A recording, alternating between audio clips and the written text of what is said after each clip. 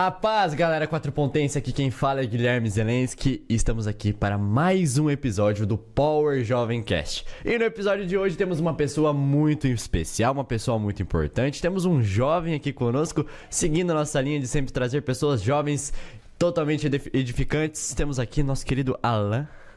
Muito bem, pessoal, um prazer estar juntamente com vocês aqui.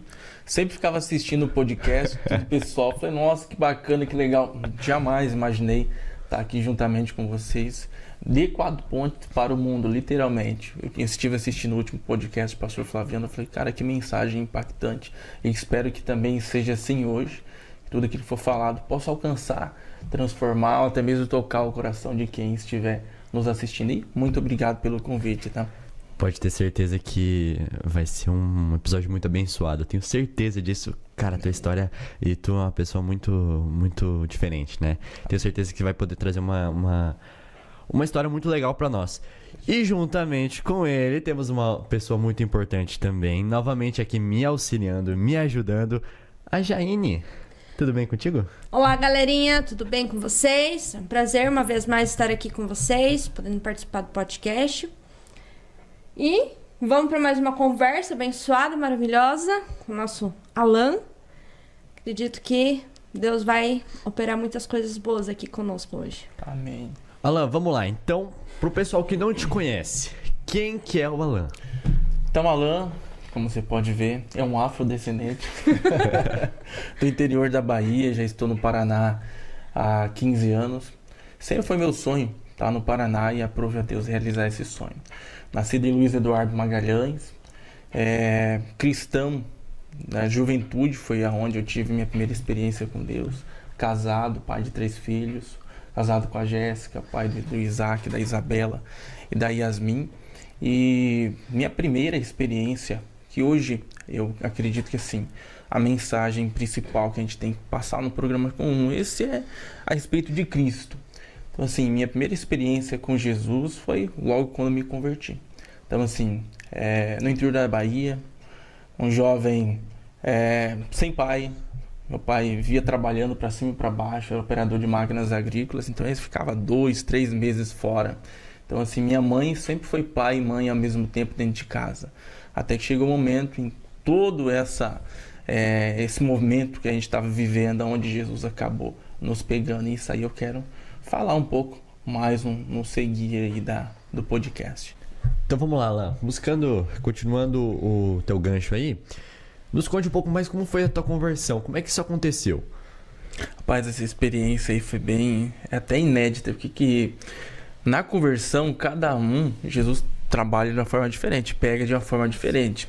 E na minha infância, eu me converti, eu tinha em torno de 13, a transição ali de 14 anos. Foi mais ou menos nessa época aí. Era uma época onde, assim, meu pai, como eu disse, não era muito presente e eu vivia na rua. Então, acordava e ia pra rua, pra piazada. Então, assim, vivia pra cima e pra baixo, bicicleta, no meio do mato. E lá, onde a gente morava, era cerrado. É mata fechada, igual aqui no Paraná. Então, a gente pegava de bicicleta, dava pro meio do mato, pegava estilingue, ia matar passarinho, comer cajuzinho. Aquela coisa de piazada. E lá no meu bairro, tipo assim, eu sempre fui um cara de muito conversar com as pessoas. Eu sempre fui assim, não tenho bloqueio em querer conversar com qualquer pessoa. Às vezes a minha esposa fica até falando, amor, mas como é que você consegue chegar nas pessoas assim? Você é muito cara de pau. Não é que cara de pau. É porque tá muito isso em mim, né? Eu sempre fui muito descontraído de conversar com as pessoas. Às vezes nunca vi na vida chegar lá como um amigo. Até minha irmã, quando veio da Bahia pra cá, ela passou um tempo no Paraná. A gente chegava nos lugares assim e falou, nossa, quem que é aquela pessoa que você tava conversando? Não sei. Ué, mas você conversa com a pessoa como se fosse amigo? Falei, no Paraná a gente conversa assim. E esse é o meu jeito. Não tem, então assim, no meu bairro eu era um cara muito conhecido. A gente tinha até, na época, a gente tinha nossa ganguezinha lá. Então a gente sonhava na rua aquele monte de bicicleta, assim, aquela piazada, parecia até um enxame de abelha. E o que aconteceu? Na minha conversão tinha um colega chamado Abraão. Eu oro por ele para que ele se converta, porque depois disso ele acabou se desviando, por causa de... Porque assim, quando você se torna cristão, o desafio de se permanecer cristão é muito difícil, ainda mais para quem é jovem, adolescente. Nós somos tentados diariamente. Vocês sabem como é que é isso aí. Então assim, esse jovem, um dia a gente estava num buraco da prefeitura, a prefeitura fez um buraco, e como o rio ficava longe, ficava em torno de 6, 7 quilômetros de onde a gente morava, a prefeitura tinha feito um buraco e armazenava água da chuva. Daí nós piazada naquela época, quer saber de uma? Vamos pular dentro desse buraco, assim. E era meio no cerrado, meio afastado da cidade, assim, não tinha, passava esgoto, nada. Então, a gente ia pra lá na época das férias, esse final de semana, ficava o dia inteiro lá, acho que saía tudo encardido da lama. O que aconteceu? Nesse dia, era um sábado isso, era um monte de piazada, pulando, saindo, uns pedais levavam aqueles isopor de construção, ficava andando em cima, levava a boia, parecia o rio. E aquele monte de bicicleta assim, gente passava, ficava olhando, o que essas piazadas estavam fazendo. Enfim, foi bem nesse dia que eu tive a minha experiência com Deus. Acabou ali nessa brincadeira, era em torno de 5 e pouco, 6 horas da tarde. Daí esse meu colega Abraão, ele sempre foi cristão, né? Daí ele fez um convite pra mim, falando: o que você vai fazer hoje? Eu falei: cara, não tenho nada pra fazer não. Então hoje à noite eu queria te fazer um convite. Eu falei: manda aí.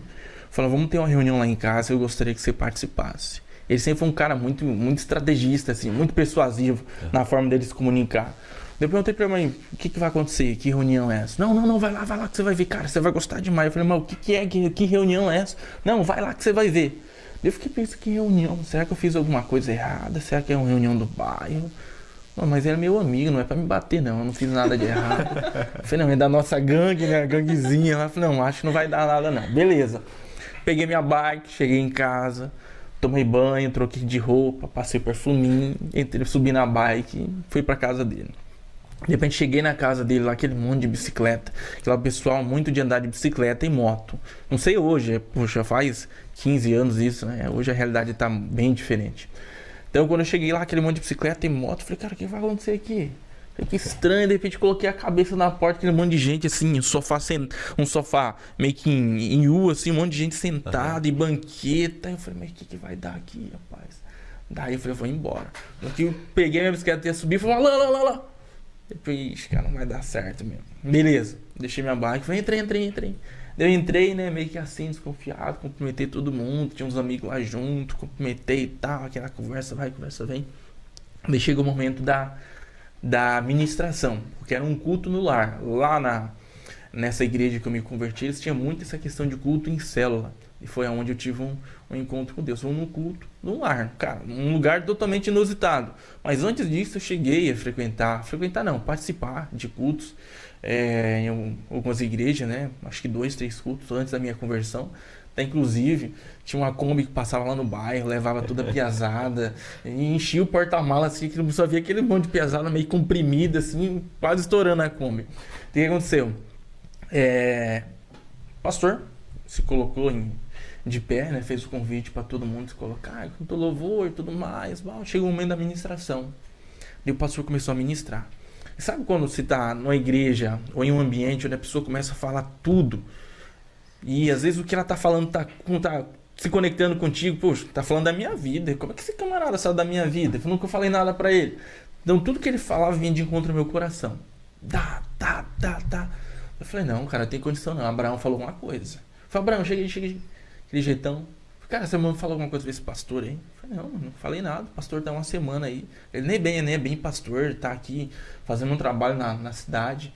Foi convidado à nossa igreja, nem tive contato nenhum com ele. Eu falei: cara, esse camarada tá falando da minha vida. Alguém falou alguma coisa desse cara? Eu falei: não, eu não falei nada não. Ninguém que conhece ele direito ainda. Beleza.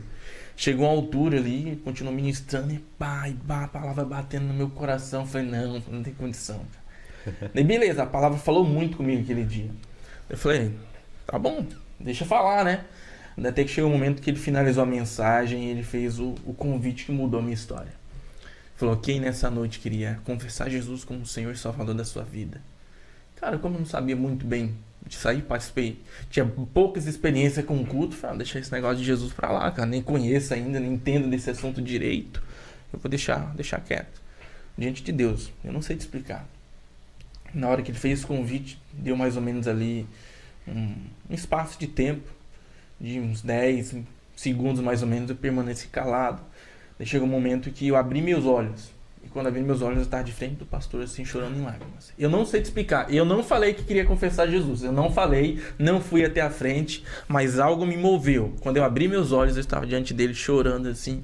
Daí eu falei, mas o que eu tô chorando e o que tá acontecendo? O que eu tô fazendo aqui? Tipo, como se eu tivesse apagado. Não sei te explicar. Essa foi a experiência que eu, Alan, tive, né? Talvez para outras pessoas foi diferente, né? Mas foi a experiência que eu tive. Daí, ele pediu para repetir algumas palavras. Daí ele pediu para eu repetir. Nessa noite, eu aceito Jesus como Senhor e Salvador da minha vida. Esse cara, sabe como se uma mão tivesse entrado literalmente dentro de mim, assim, tirado todo o fardo pesado, toda a dor, toda a angústia, todo o sofrimento que eu tinha passado. Eu me senti tão amado, eu cheguei a me arrepiar falar isso, cara, que foi o momento que mais marcou a minha vida, assim, né, na trajetória cristã. Então eu me senti tão amado, tão acolhido. É uma experiência que em palavras a gente não conseguiria descrever, porque é algo que está fora da nossa realidade. Porque, cara, é uma conexão com Deus, é uma conexão espiritual. Você está se conectando com aquele que te criou, aquele que te gerou. Então, essa experiência que eu tive, daí de repente, eu falei essas palavras, daí senti esse alívio assim na alma, me senti leve. Eu estava parecendo não, uma pena voando assim. Eu acho que se me soprasse eu saía voando pela porta, mais ou menos isso aí. Daí o que aconteceu? Eu saí assim, muito leve daquele lugar, todo mundo me abraçando. Alan, cara, hein? Todo mundo ali feliz com aquele momento. Eu falei, mas como que pode estar feliz? Cara, eu não fiz nada demais. Eu só falei que queria aceitar Jesus. Mas assim, eu na minha realidade não entendi o que era aquilo para eles, né? Sim. Aí eu fui passar a entender o que era aceitar Jesus, o que era confessar Jesus como Senhor e Salvador da sua vida, como que era a experiência, fui entender tudo isso no processo. Mas esse dia foi o dia que, cara, Deus me pegou de jeito. Daí depois começou, depois, Guilherme, o negócio fica estreito. Ó, olha só, Jair, o que aconteceu. Aceitei Jesus, cara, depois que a gente ficou ali conversando um pouco, tá? Até absorvendo a experiência que eu tinha vivido ali. Subi na minha bike e fui pra casa. E chorando no meio do caminho. Mas não era um choro de dor, é um choro de alegria. Eu nunca vi ninguém chorar de alegria, mas quando você aceita Jesus, você chora de alegria. Exatamente. Eu fui chorando pra casa e pá. Eu cheguei em casa e minha mãe, o que você tá chorando, piá? Não é piá, né? Porque ele fala piá por causa do Paraná. O que você tá chorando, guri? Menino, o que você tá chorando? Não foi nada, não. Beleza. Passou ali um tempo até eu absorver tudo em casa. Eu falei pra minha mãe, hoje eu tive a maior experiência da minha vida. Aconteceu algo comigo que eu nunca esperava acontecer. O que foi? Ela ficou curiosa, minha mãe sempre foi muito... O que foi, menino? Eu falei, mãe, o que aconteceu foi que hoje eu aceitei Jesus como Senhor da minha vida. Hoje eu tive a maior experiência com Deus. Como assim, menino? Você aceitou Jesus? Minha mãe, na época, ela era católica, não pelo fato da religião, mas a realidade para minha mãe era diferente. Então a gente fala de determinados assuntos aqui, às vezes a pessoa fala, não, mas como que pode isso acontecer? Porque assim, a pessoa não está dentro do ambiente, ela não consegue compreender, por isso que há alguns bloqueios até na pessoa entender. Não tem nada a ver, igual eu estou assistindo um vídeo essa semana onde uma criança aceitou Jesus como Salvador, e eu vi um comentário embaixo da mulher, nossa gente, vocês não estão vendo que essa criança está oprimida? Vocês não estão vendo que essa criança está sofrendo? Essa criança está sendo levada a fazer isso? Não está sendo levada, foi espontâneo da criança. Então, pelo fato dela não estar na realidade, acaba gerando esse bloqueio. Então, assim, não era uma realidade para minha mãe. Para minha mãe foi pregado que Jesus era assim, assim, assim, até que teve um momento em que as coisas mudaram para minha mãe também. Mas, voltando ao assunto, falei para minha mãe, eu aceitei Jesus como Senhor Salvador na minha vida. Ah, menino, que negócio é esse? Vai dizer que você virou crente? Falei, mãe, eu acho que eu virei crente. Ah, pai, nossa família inteira foi de determinada religião e agora você tá querendo mudar de religião? Eu falei, não, mãe, não é questão de religião, mas o sentido da forma que eu nunca vivi na minha vida. Foi uma experiência única na minha vida. Tanto é, na época eu gostava de ir na catequese. Eu e o Guilherme tá até falando sobre isso aqui. E eu gostava de estar no ambiente, aprender sobre a Bíblia, né, sobre a história de Cristo. E chegou um momento em que eu parei de ir na catequese, daí eu queria voltar para a catequese.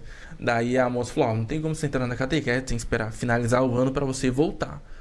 Eu falei, eu também não quero mais participar da catequese. Também não vou também. Eu sempre fui muito revoltado. Eu falei, se não dava certo, também não quero mais. O que aconteceu? Daí minha mãe ia para missa todo domingo de manhã. Daí chegou um momento em que a minha mãe, ela ia pra missa e falou, filho, vamos acordar, tem que ir pra missa. Eu não vou pra missa, não. Eu fiquei revoltado com Deus. Na realidade, até aquele momento eu estava revoltado com Deus, eu queria saber nada de Jesus. Acho que foi até, Deus usou sabiamente o Abraão nessa estratégia aí. Se tivesse falado, Alan, vai ser um culto, eu não teria ido. Não, vai ter uma reunião. E ele foi bem enfático, ó, vai ter uma reunião. E não queria me falar o que era. Daí eu falei pra minha mãe, daí minha mãe ficou doida dentro de casa. Ixi. Daí chegava, depois dessa experiência, né? Chegava os dias de culto, eu queria ir pra igreja, a mãe não deixava, trancava as portas. Eu tinha que pular a janela pra poder ir pra igreja. Às vezes ela tava meio distraída, pegava ali a porta e ia embora, chegava em casa, ó. Cano. Então, assim, de uma certa forma eu fiquei eu tô fazendo algo bom. Foi como que minha mãe tá me batendo por causa disso? Não tô entendendo isso. Mas só que assim, foi uma prova que eu tive que passar até o momento que minha mãe passou a compreender que aquilo não era algo negativo. Era algo positivo, que, poxa, eu poderia estar... Eu tive a oportunidade, Guilherme, Jaiane, de usar droga, eu tive a oportunidade de furtar, eu tive a oportunidade de fazer atrocidades na minha época, como jovem. Então, assim, eu tinha vários tipos de amigos. Eu tinha amigos que fumavam maconha, eu tinha amigos que usavam outros tipos de droga, tinha amigos que fumavam cigarro, tinha amigos que roubavam. Então, assim, na escola tem de tudo. E a gente, um ambiente ali de ganguezinha, né, na época. Então, assim... Essa foi a experiência que eu tive. Daí minha mãe passou a compreender. Falei, não, mas ele tá fazendo algo certo. Falei, se ele estivesse fazendo coisa errada, né? Daí o que aconteceu? As coisas começaram a tomar outro rumo lá em casa. Como minha mãe sempre foi pai e mãe ao mesmo tempo, então ela teve que sustentar a casa como marido também. Ela teve que ser esposa e marido ao mesmo tempo. Ter ser mãe e pai ao mesmo tempo. Então eram 3 crianças, né? Era eu, que era o mais velho, a minha irmã Amanda, que é a do meio, inclusive ela tem uma deficiência, e tinha a Luzia, que era a mais nova. Então, assim, imagine uma mãe ter que criar 3 filhos, ainda mais uma criança especial. Minha mãe enfrentou uma barra pesada. Ela saía 5 horas da manhã, eu não via minha mãe saindo, só via ela ali no final da tarde. Ela saía 5 horas e voltava 3 da tarde, trabalhava de empregada doméstica na época. E ela tinha que sustentar a casa sozinha. E as coisas começaram a tomar um outro rumo. As coisas lá em casa começaram a funilar, começou a apertar. A gente começou a enfrentar dificuldade até para pagar aluguel, fazer rancho, pagar água, luz. A mãe tinha que se dobrar. Até que aconteceu uma coisa que marcou a vida da minha mãe. Ela sempre teve a Dona Eva, queria até mandar um abraço se a Dona Eva for assistir esse vídeo aqui. Ela foi a boca de Deus para a vida da minha mãe. E um dia, conversando com a minha mãe, ela falou, ô Rose, tô falando sobre a experiência da vida e tal. E a mãe começou a falar que tava passando por essa situação. Daí, assim, eu tenho essa lembrança em que, não sei se foi minha mãe que falou ou foi a própria Eva, não me lembro. Onde falar pra minha mãe, Rose, mas por que você não vai pra igreja? Por que você não começa a viver uma vida com Deus? Porque tudo isso está acontecendo para você começar a ter uma experiência com Deus. Porque ó, teu filho começou a ter um contato diferente, um contato mais profundo com Deus. Daí minha mãe, analisando, falou, eu não tô ganhando nada nesse momento, também não vou perder nada. Daí minha mãe começou a ir nessa igreja e eu comecei a ir com ela também. E lá nessa igreja foi a igreja onde a gente se firmou. Eu lembro que a gente participou de um culto onde foi tocado o louvor do Lázaro, meu mestre. Cara, aquele louvor me arrebentou. Me arrebentava minha mãe também, até hoje. A minha vida é do mestre. Daí, assim, o louvor fala de trajetória, de momentos da nossa vida, e era exatamente o que a gente estava vivendo naquele momento. Então, assim, Jesus nos pegou ali. Daí ela começou a ir nessa igreja, eu falei, cara, eu gostava da minha igreja, porque assim, a igreja tinha bastante jovem, eu gostava de estar nesse ambiente, queria aprender a tocar bateria, não deu. Eu abri mão, a minha mãe não sabe disso, eu abri mão de tocar bateria para acompanhar ela. Falei, quer saber de uma, já que a minha mãe tá indo nessa igreja, eu vou começar a ir com ela também. Daí foi lá onde minha mãe começou a viver as maiores experiências espirituais da vida dela, e foi onde eu também comecei a viver as minhas maiores experiências. Só pra você ter ideia, nessa igreja, a forma que eles trabalham é diferente, né? Talvez para quem vai assistir isso aqui fala, não, que viagem é essa? Só que assim, era o que acontecia lá. Todo domingo de manhã a gente tinha um culto da busca do Espírito Santo. É porque para algumas pessoas que não compreendem vai achar meio estranho isso aqui. A gente tinha o culto da busca do Espírito Santo. Daí, eu lembro todo dia de manhã a gente tomava banho, ia tudo arrumadinho pra igreja. Aí tinha os louvores, tinha o momento da ministração. Cara, todo culto que eu participava, o Espírito Santo me pegava. Cara, você sentia aquele... Jesus me pegava, eu sentia Ai, aquela... não tem palavras para poder explicar isso. Não existe palavras no dicionário para poder explicar a experiência. Mas toda vez que eu ia no culto, cara, eu me desmanchava em lágrimas. Eu lembro até uma vez que a gente tinha muito hábito, que na época que eu era dessa igreja, tinha muita questão de obreiros e tudo mais. Eu fui levantado como obreiro mirim. Então era o obreiro mirim, o mais jovem da igreja lá. Imagina, 14 anos de idade, paletó e gravata e tal. Aí a gente tinha o hábito de sempre chegar na igreja e orar no altar. Eu ia lá, me debruçava de joelho no altar e orava a Deus. Daí eu lembro que tinha uma mensagem que o pastor estava pregando, eu não conseguia me conter. Cara, o Espírito Santo me moveu tanto naquele culto, onde eu peguei e fui no cantinho do altar lá. E comecei, na verdade, quando eu estava chegando no altar, o pastor falou: o que você quer, menino? Ô, obreiro, o que você está precisando? Eu falei: nada não, pastor. Chorava. Só que assim, não era choro de dor, de angústia, pelo que a gente tava passando, mas de alegria, cara, de saber que Deus tá ali, que Deus tá visitando, que Deus tá tocando a minha vida. E foi uma das experiências assim mais fortes que eu vivi no começo da minha conversão. Porque no começo da conversão sempre é mais intensa, né? Depois a gente vai deixando assim, amor. Não que a gente deixe de ser mais intenso, mas o primeiro amor, cara, é uma nova realidade, é um novo início, é uma nova história, tudo ali tá começando a tomar um rumo na nossa vida. Eu lembro que a gente tinha muito hábito de orar todas as madrugadas, né? O pastor falava: obreiros dessa igreja, eu quero todos consagrando a Deus, todo dia orando. Daí eu, como durante o dia eu não tinha tempo para poder orar, escola, cuidar das minhas irmãs, ficava assistindo ali, eu me consagrava durante a madrugada. Às 3 horas da madrugada era o dia, era o horário para eu poder me consagrar a Deus. Então várias vezes Jesus me pegou ali, cara. Eu levantava do chão, assim, tava aquela pocinha de lágrima, assim. Então, foi as experiências que marcaram a minha caminhada cristã. Até que chegou um momento que a minha mãe casou. Que, assim, quando eu tinha 11 anos de idade, minha mãe acabou separando meu pai, devido a alguns problemas que eles enfrentaram no relacionamento. E minha mãe conheceu o Vanderlei, que hoje é meu padrasto, mas eu considero ele como pai. Tanto é que eu chamo ele de pai. Que, assim... Eu digo que o pai não é aquele que faz o filho, mas aquele que cria. Então, o Vanderlei, ele me criou como filho. E minha mãe começou a frequentar a igreja ali e tal. Foi passando algum tempo, até que chega um momento em que o Vanderlei apareceu lá. O lindo Vanderlei. Daí minha mãe, assim, ela não queria se relacionar com ninguém. Queria ficar na dela. Até falou pra mim: filho, não quero me relacionar com ninguém. Eu quero poder cuidar dos meus filhos, poder dar uma boa educação. Quem sabe mais na frente, vamos ver o que Deus vai preparar. E, cara, tudo até hoje que eu pedi a Deus, Deus realizou. E eu via direto, às vezes assistia os vídeos do Paraná, reportagem, falei: nossa, mano, deve ser massa esse estado, hein? Deve ser legal morar nesse estado aí. E ficava com isso na minha cabeça, né? Eu falava: Deus, se possível, me leva para esse estado um dia para poder conhecer e viver essa realidade. Daí minha mãe conheceu o Vanderlei. Na verdade, ele era de Rondônia, daí foi morar lá em Luiz Eduardo, trabalhar como operador de máquinas agrícolas. Daí o tio dele levou ele para lá, porque o tio dele era aqui do Paraná. Daí foi para Luiz Eduardo, trabalhou como gerente lá numa fazenda e chamou ele lá do estado de Rondônia para trabalhar em Luiz Eduardo. Ele precisava de um operador de máquinas agrícolas. E como o Vanderlei tinha experiência nessa área, falou: não, vou chamar o Vanderlei, meu parente, eu conheço, preciso de alguém de confiança. Daí ele foi.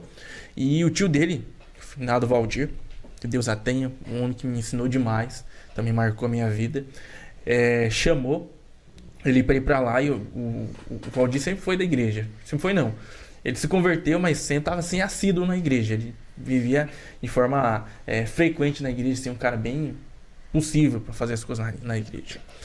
Aí o que aconteceu? Ele começou a chamar o Vanderlei para ir na igreja, ele começou justamente na nossa igreja. De repente tava minha mãe solteira, o Vanderlei solteiro. De repente o Valdir falou: Vanderlei, as irmãs lá, Rose e tal. De repente os dois começaram a orar, de repente já estavam namorando.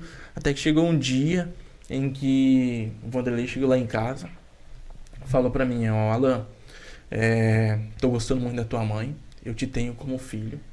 E ele, assim, não tinha casado, você vê, ele vivia, e até hoje ele me fala isso, fala: eu orava a Deus pra Deus me dar uma família, só que eu não preciso pedir bem isso aí. Porque ele me deu uma família completa, me deu a esposa mais os filhos junto. Daí o que aconteceu? Falou: Alan, tô gostando muito da tua mãe, quero me casar com ela e quero ser o seu pai. Eu quero assumir a paternidade da sua vida. Eu quero ser o pai que você nunca teve. E eu falei, cara, que bacana isso. Minha mãe sempre foi muito de conversar comigo. Tudo que ela ia fazer, assim, ela falava comigo. Porque, assim, eu era um amigo mais próximo da minha mãe dentro da nossa realidade. Poxa, que a gente tinha vivido várias experiências. Eu lembro na época que a gente trabalhava, meu pai trabalhava nessa parte agrícola, né? Trabalhava com operador de máquinas agrícolas. Ele ficou 3 meses fora. Então, assim, a gente ficou sem mantimento em casa, sem dinheiro para aluguel. Tanto é que o quartinho que a gente morava lá na Bahia, pelo fato de a gente não ter o dinheiro para pagar aluguel, o dono começou a pressionar.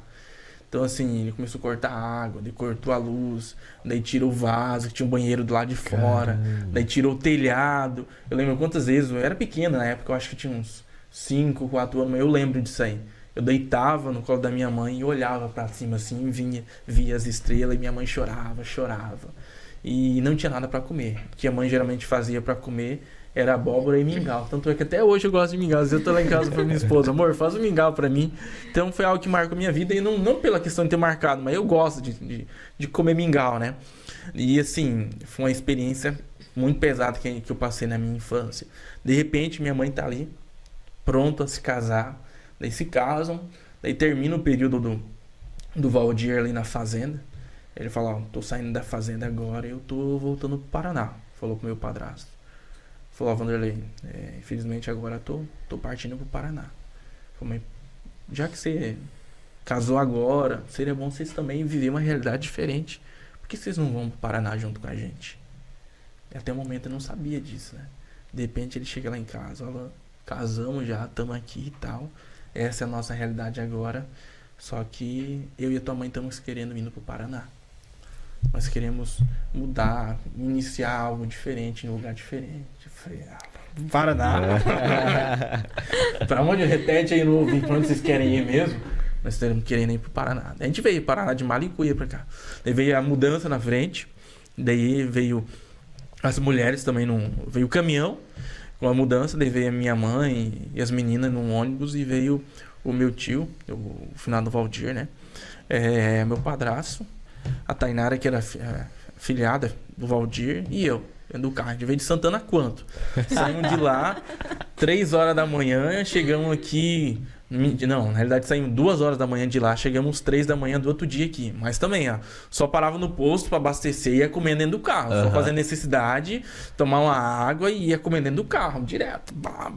E viemos de lá na Bahia pra cá, acho 2.500 quilômetros. Só dá uma olhada aí, Guilherme. Pra Caramba, você, cara. Cara, nós apertamos o pé de lá pra cá. Daí aqui, eu comecei a ter as outras experiências com Deus. Eu falei, nossa, cara, que realidade. Cara, aquilo que eu tanto sonhei, agora tá realizado, tô aqui no Paraná e tal. O que aconteceu? Foi muito difícil pra gente se adequar aqui. Só que assim, eu sempre fui muito flexível nessa parte. Eu sempre me adaptei muito fácil aos lugares, às pessoas. Já tava falando porta. Tava falando mais porta, não tava falando mais carro. Carro, como é que é? Não. Enfim.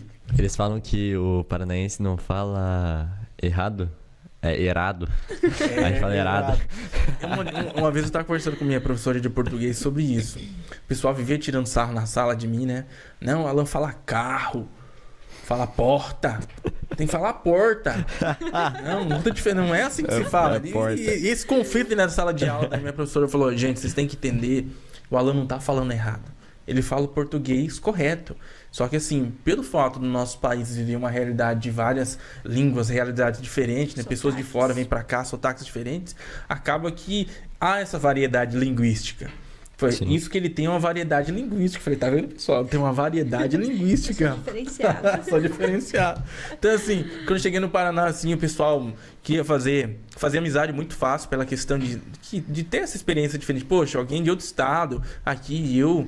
Logo quando eu vim pro Paraná, o lugar que eu comecei a me criar, assim, a crescer, foi em Novo Sarandi. Novo Sarandi aqui, do ladinho, né? Uhum. Então, em Novo Sarandi, trabalhei durante um tempo no Mercado Júnior, ali com o Valdir, Denise. Trabalhei também na Estilo Móveis, do Lauro Hatk. Também trabalhei lá na marcenaria do Mauro. Só não lembro agora o sobrenome dele. Mauro, esposo da Juliana também, que trabalhou ali no Júnior Supermercado. Então, assim, essa foi minha realidade logo quando eu cheguei no Paraná. Trabalhei na região de Novo Sarandi, depois fui trabalhar na Imperatriz, frigorífico, até que chegou um momento em que eu tive contato com o meio de comunicação, que foi a rádio. Trabalhei durante 2 anos e meio numa rádio gospel que tinha ali em Guiporã, que era Felicidade FM, tinha até um programa lá, Felicidade Music. Olá, você que nos ouve nessa tarde, um grande abraço para você que está ouvindo a nossa programação. Estamos aqui assistindo agora, ou melhor, ouvindo agora o programa Felicidade Music. E assim, era um programa que tinha uma audiência bacana. O que eu fazia? O meu patrão, que era o Celso Strasser, foi quem me convidou. Já vamos voltar aí pra você entender todo o percurso da história. Porque a gente pegou esse meio aí, agora vai. Aí, cara. O que aconteceu? O Celso, ele sempre anotava o nome dos participantes. Eu falei, oh, nossa, que sacada. Daí o pessoal que ligava, eu pegava e anotava o nome. Daí eu chegava lá e mandava valor. Queria mandar um grande abraço pra irmã Bem-vinda lá de Entre Rios, irmão Vanderlei de Entre Rios, pessoal que tá nos ouvindo lá em Marechal Cândido Rondon, irmão Carlos e assim por diante. E tinha uma audiência bacana aqui em Marechal, né? Daí o pessoal tava ouvindo, já ligava, o Alan, tamo aqui ouvindo, queria pedir um louvor e tal. E às vezes ficava participação pro outro programa, que era um programa que eu tinha todos os dias. Era de segunda a sexta-feira, porque além da rádio, tinha uma gravadora. E tanto é que o nome do programa era Felicidade, o programa da gravadora é Felicidade Music. O pessoal cristão que cantava, às vezes queria gravar um CD, mas, cara, hoje você gravar um CD não é tão fácil, não é um valor baixo também, tá? Fazer toda a aparelhagem ali de instrumento e tudo mais. Até que chegou um momento em que a rádio abriu uma gravadora e contratou o Robson. Queria até mandar um grande abraço se você estiver assistindo isso aqui. O Robson foi onde eu tive contato com essa parte de áudio, edição. Foi onde ele me ensinou também. E lá o pessoal gravava o CD e a gente rodava o louvor do pessoal que gravou o CD, né? Teve o Adenil Biezotti, teve o Adelar Frois, teve a Tainara, teve vários outros. Teve também os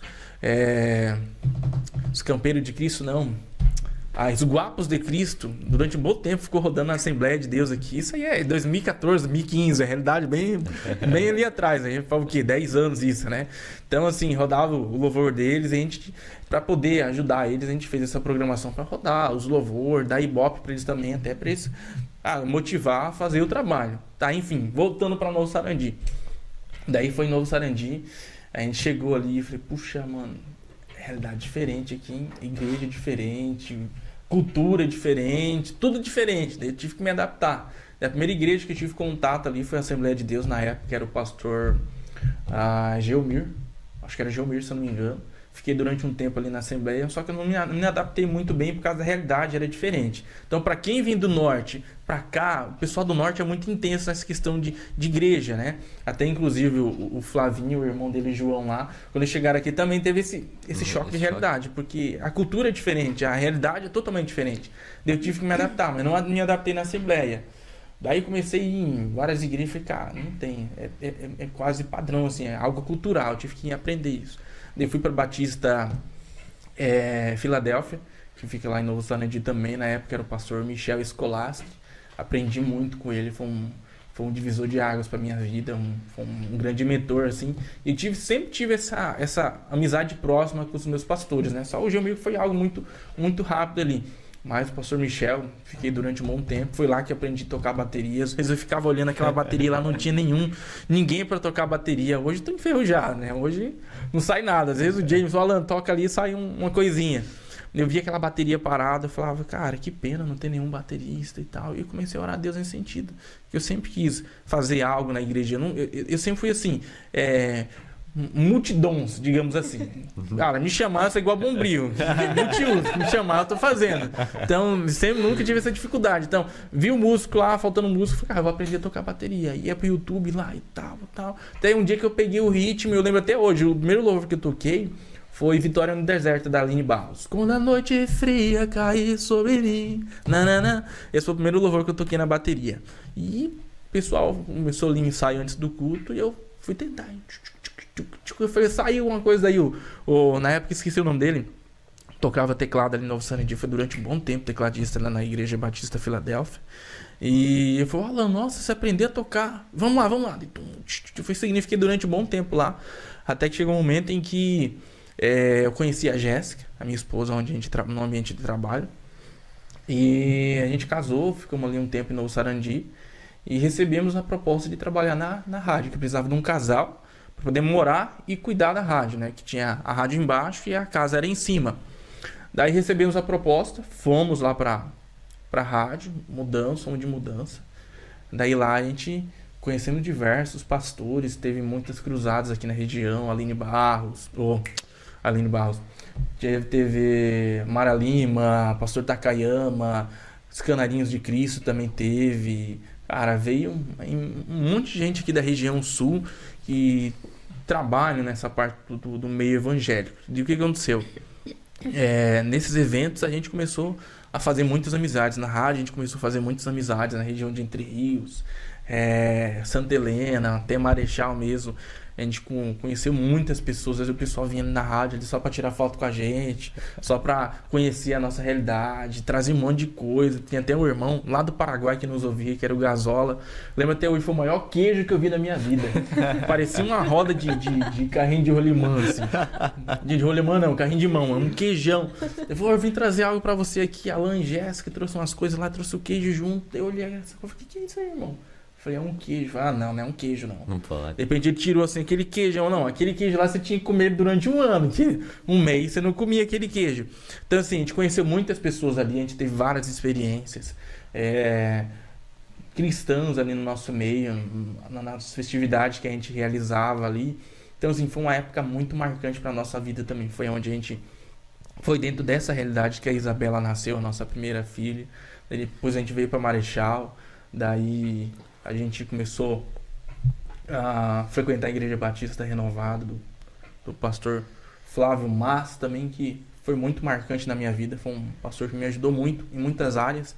Porque assim, às vezes a gente olha para você, olha para Jaiane, fala, nossa, tá, são cristãos, mas tem defeitos. Não, todo mundo tem defeito. Sim. Então se a gente olhar para um pastor hoje, todo pastor vai ter um defeito.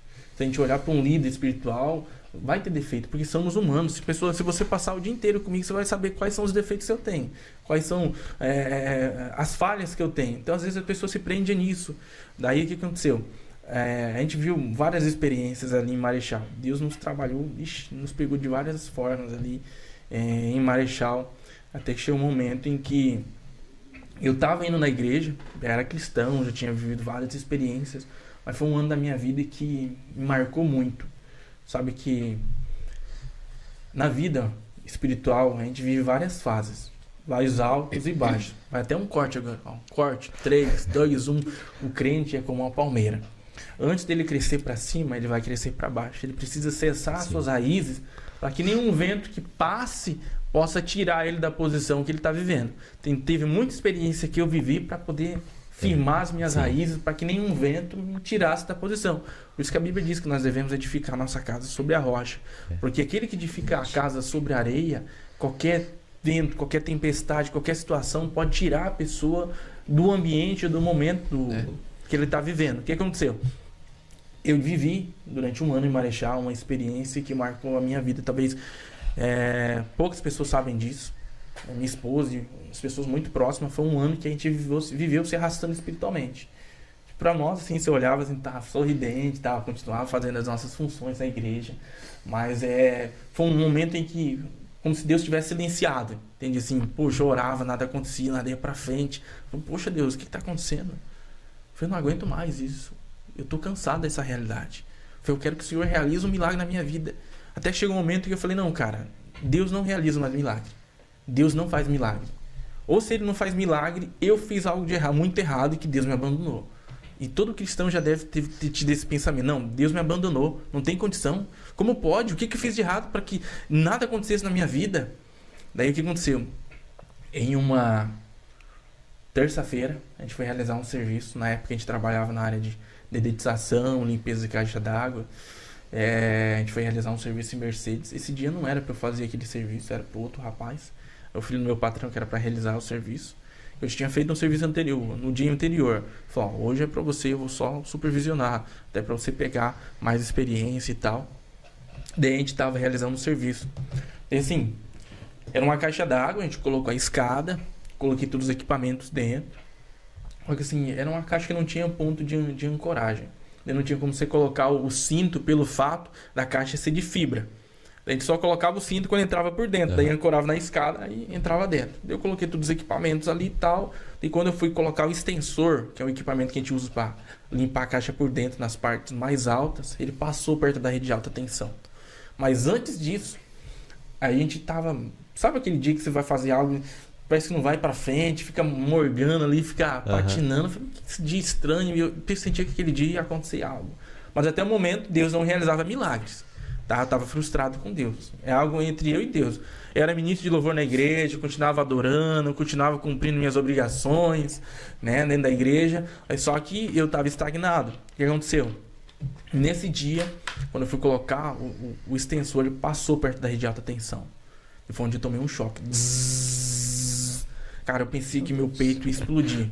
Eu senti uma dor tão grande no peito, assim. E aí eu fiquei me perguntando, mas de onde eu tô tomando aquele choque? Mesmo assim, eu tive essa consciência naquele momento. De onde eu tô tomando esse choque? Eu não liguei nada. E olha só como Deus era bom. Era só pra me pegar naquele dia. Eu falo assim, outro corte, ó. Um corte em 3, 2, 1. Às vezes Deus não vai nos livrar do acidente, mas Ele vai nos livrar no meio do acidente. Foi o que aconteceu comigo. Quando eu fui colocar o extensor, ele passou perto da rede de alta tensão, eu tomei o choque e fui caindo pra trás, que eu tava desmaiando, né? Daí eu vi o fio de alta tensão, eu falei, tá explicado de onde eu tomei o choque. E apaguei. Eu só acordei com socorro, abrindo minha calça, assim, medindo meus batimentos, a ambulância veio rapidão. E antes disso, antes de eu colocar o extensor, o Lucas, ele tava segurando a escada. E a escada, ela tinha entrado dentro da terra, assim, porque tava meio úmido lá, ela entrou dentro da terra. E na hora que eu fui colocar o extensor, eu falei, Lucas, eu voltei, eu falei, Lucas, vai no carro pegar alguma coisa, não me lembro. Só lembro que eu mandei ele ir no carro. Daí quando ele foi, eu puxei o extensor, eu tomei o choque, de cair pra trás. Caí de 6 metros de altura. De repente o socorro chegou lá, abrindo minha calça, medindo o batimento, me colocaram na maca, era no interior de Mercedes, isso aí aconteceu. Era tudo estrada de paralelepípedo. Cara, Nossa. doía meu peito, minhas costas, doendo tudo, cara. Daí cheguei no hospital tentando entender o que estava acontecendo, e o médico tentando tirar meu anel. Falei, mas o que está acontecendo? Eu olhando assim, meu dedo tudo queimado, o braço queimado, até hoje tenho cicatriz, a perna. Eu senti assim, tava ardendo, fui ver, tinha uma ferida na perna. Falei, cara, mas o que aconteceu? Daí eu fui assimilando ali. Daí o médico falou, não tem o que fazer aqui em Mercedes, vai ter que mandar para Marechal. Daí eu cheguei lá na UPA lá, daí eu comecei a assimilar bem as coisas. E o Lucas fala, conversando com ele depois do acidente, ele fala, Alan, eu não sei como. Que ele era um jovem que não tinha carteira ainda, mas eu sempre ensinava ele a dirigir o carro. Dava o carro pra ele, ó, vamos um pouquinho aqui, você pegar o jeito do carro. Falou, não sei como. Aquele dia eu peguei o carro, engatei a ré, saí pra trás, fui no vizinho, fui no outro, e até que chegou o socorro lá e te levou. E eu falo pra você, Deus deu um livramento pro Lucas aquele dia. Que ele poderia ter morrido naquele acidente. Foi uma fatalidade que aconteceu, não foi questão de segurança, de trabalho, né? A gente sempre curtiu, sempre cumpriu bem as normas, sempre estava com os equipamentos, só que sem lugar que não tinha onde colocar o cinto, né? E aconteceu essa fatalidade aí. Mas enfim, o que aconteceu? Cheguei no hospital, já assimilando tudo que estava acontecendo ali e tal. Daí eu passando a mão pelo meu corpo, eu vi que tava úmido. Falei, que umidez isso aqui? Eu vi que era xixi. Falei, ixi, nem pra minha esposa, tá uma roupa aqui. Porque assim, quando você leva um choque, se você tem líquido no corpo, tudo é expelido. E foi o que aconteceu comigo. Daí minha esposa chegou, trouxe a roupa lá, falou, amor, o que aconteceu e tal. Daí falou, ó, aconteceu isso. Eu falei, meu, mas como? Daí eu fui entender. Daí eu tava sentado na cama, né? Minha esposa já tinha saído, tava eu sozinho, minha mãe ficou comigo lá. Daí eu fiquei me perguntando, cara, mas como que aconteceu isso? O que aconteceu aqui? Eu não tô entendendo ainda. Eu tava fazendo serviço e de repente tô no hospital. Daí sabe como... Poxa, como se eu tivesse visto uma voz, cara. Chega me emociona falar isso. Você não queria ver o teu milagre? Você não queria ver o milagre de Deus na sua vida? E depois dessa experiência, o pessoal foi lá ver o lugar. E logo atrás da escada tinha um pilar que era cercado. E a cerca foi tirada. E tinha um pilar. Então, pelos bombeiros, o correto é ter caído de costa em cima daquele pilar. E ter ficado paraplégico, tetraplégico. E eu não caí no pilar. E logo quando o socorro chegou, o pessoal foi lá e tirou foto do lugar. Do lado da minha cabeça tinha uma pedra. E o certo é eu ter batido a cabeça naquela pedra. Então Deus me livrou do choque, Deus me livrou da queda, Deus me livrou desse pilar, Deus me livrou da pedra que estava do lado da minha cabeça. Então, assim, foi vários livramentos em um ambiente só. Para mostrar que Deus, Ele é o Deus que ainda realiza o impossível. Alan, hoje você tem sequela? Cara, a sequela que eu tenho hoje é só no braço. No braço, nas costas. Não vou dizer assim, tô impossibilitado, mas não posso pegar peso como pegava antes. Mas, cara, para quem poderia estar em cima de uma cama agora, paraplégico ou tetraplégico, tendo que ser levado para tomar banho, tendo que fazer as necessidades ali fisiológicas através de ajuda, eu não precisei nisso. Até quando eu cheguei em casa, depois de alguns dias, minha esposa, ela teve que me ajudar a tomar banho, que, cara, tudo no meu corpo doía. Não chegava ninguém perto de mim, contando piada, alguma coisa que, se fosse rir, doía meu peito, para tossir doía meu peito. Então, fiz vários exames, exames para poder ver se estava tudo certo no corpo, cabeça, se não tinha dado nenhum trauma mais grave. Não deu nada de grave na minha vida, assim, na minha saúde, no meu corpo, mas foi uma experiência onde Deus permitiu eu passar para mostrar que Ele é Deus na minha vida. Mas sim, depois disso aí, cara, Deus deu uma virada de 360 na nossa vida, em todas as áreas, financeira, conjugal, espiritual. Deus deu uma virada, assim. Então, assim, foi através disso aí também que eu abri meu negócio. Hoje trabalho na área de informática, trabalho também como analista de propaganda paga, inclusive presto algum serviço aqui em Quatro Pontes. Foi através disso aí. Eu sempre tive um sonho de ter meu próprio negócio, e foi essa oportunidade. Fiquei durante um tempo internado e encostado pelo INSS, ou melhor, encostado pelo INSS. Eu falei, cara, cheguei em casa e vou assistir umas matérias. Faz tempo que eu não queria assistir uns filmes pra assistir, nunca tinha tempo para poder assistir aqueles filmes. Eu falei, cheguei em casa e vou assistir algumas coisas. Daí eu lembro que assisti um documentário lá sobre Bíblia, documentário cristão, assisti uma série inteira. Daí depois, poxa, depois que eu assisti toda aquela série, fiz a seguinte pergunta para mim: o que eu ganhei com isso? Cara, o que isso me acrescentou? Como eu estou me sentindo após isso? Não me acrescentou em nada. Daí foi como eu comecei a procurar conhecimentos e tal, e foi uma época onde eu aproveitei essa oportunidade para poder investir em mim mesmo. Uhum. Então, assim, foi uma experiência que também marcou muito a minha vida, porque Deus me deu, literalmente, uma nova oportunidade para viver. E muitas vezes, assim, pegando o gancho da tua história, que nem você falou, assim, você chegou nesse momento que você pedia, você orava, mas nada acontecia. Mas muitas vezes, se Deus te dá aquilo que tu tanto quer, tu vai abandonar Ele. Porque você não tá, talvez, firmado o suficiente. Ele fala assim, cara, se eu te der, se você tá pedindo, digamos, dinheiro, oportunidade, se eu te der essa oportunidade, você vai virar as costas pra mim. É igual aquilo que eu te falei sobre o Guilherme, o crente ser a palmeira. O milagre que Deus tem pra mim, pra você e pra Jaiane, é aquilo que a gente já tá pedindo a Deus há tempo, já tá preparado.